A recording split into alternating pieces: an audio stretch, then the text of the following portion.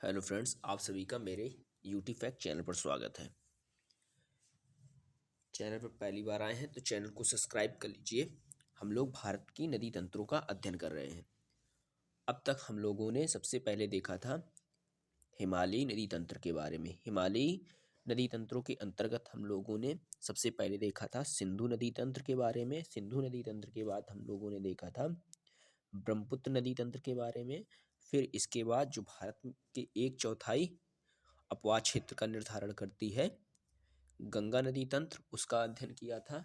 इसके बाद हम लोगों ने अरावली श्रेणी से निकलने वाली नदियां जो हैं अंतरा अपवाहिक प्रकार की नदियां हैं, उनका अध्ययन किया था, अंतःप्रवाह प्रकार की।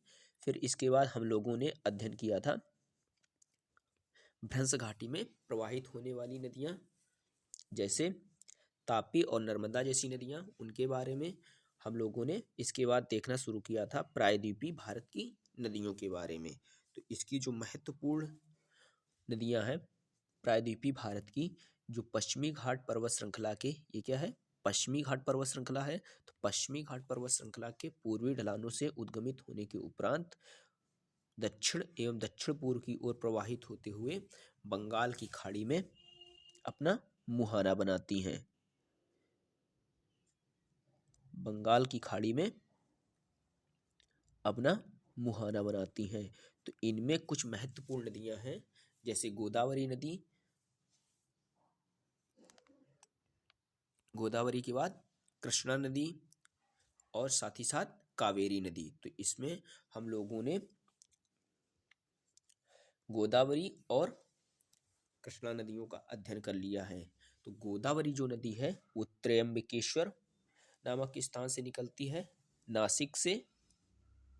इसी प्रकार से जो कृष्णा नदी है वो महाबलेश्वर की पहाड़ियों से पश्चिमी घाट से निकलती है।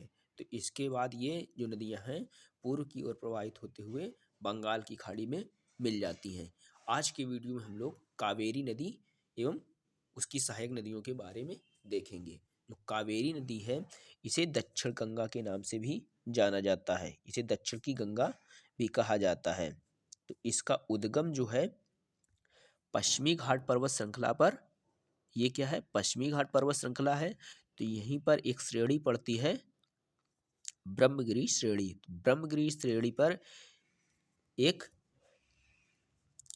ताल अवस्थित है, तो जिसे कहा जाता है ताल कावेरी। तो ताल कावेरी से कावेरी नदी का उद्गम होता है। कावेरी नदी का उद्गम पश्चिमी घाट में स्थित ब्रह्मगिरी श्रेणी पर ताल कावेरी के निकट से होता है। यहाँ से निकलने के बाद कावेरी नदी कर्नाटक में एक जिला पड़ता है कोडगू जिला। तो कोडगू जिला में ये एक तीर्थ स्थल और पर्यटन स्थल का निर्माण करती है। तीर्थ और पर्यटन स्थल का ये कोडगू जिले में निर्माण करती है। इसका अपवाह क्षेत्र जो है ब्रह्मगिरी श्रेणी से निकलने के बाद इसका अपवाह क्षेत्र जो देखने को मिलता है 4 राज्यों में देखने को मिलता है। जैसे कर्नाटक से उद्गमित होती है, कर्नाटक राज्य हो गया। फिर इसके बाद कर्नाटक के बाद प्रवाहित होते हुए केरल राज्य में पहुंचती है। केरल के बाद कर्नाटक, फिर इसके बाद केरल,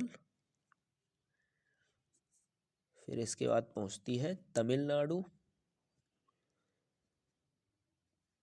तमिलनाडु एवं तमिलनाडु के बाद पहुंचती है केंद्र शासित प्रदेश पुडुचेरी में। तो ये 4 राज्यों में प्रवाहित होती है। तो इसकी जो लंबाई है, कावेरी नदी की लंबाई है 705 किलोमीटर। 705 किलोमीटर इसकी लंबाई है। 705 किलोमीटर कावेरी नदी की लंबाई है। तो ये कावेरी नदी प्रवाहित जब होती है तो कर्नाटक पठार और तमिलनाडु पठार को अलग करती है। तो कर्नाटक पठार और तमिलनाडु पठार के मध्य से होकर प्रवाहित होती है। तो उत्तर में जो भाग अवस्थित है, ऐसे ये कावेरी नदी प्रवाहित होती है। उत्तर में जो भाग अवस्थित है उसे कहा जाता है कर्नाटक का पठार, एवं जो दक्षिण में भाग अवस्थित है उसे तमिलनाडु के पठार के रूप में जाना जाता है।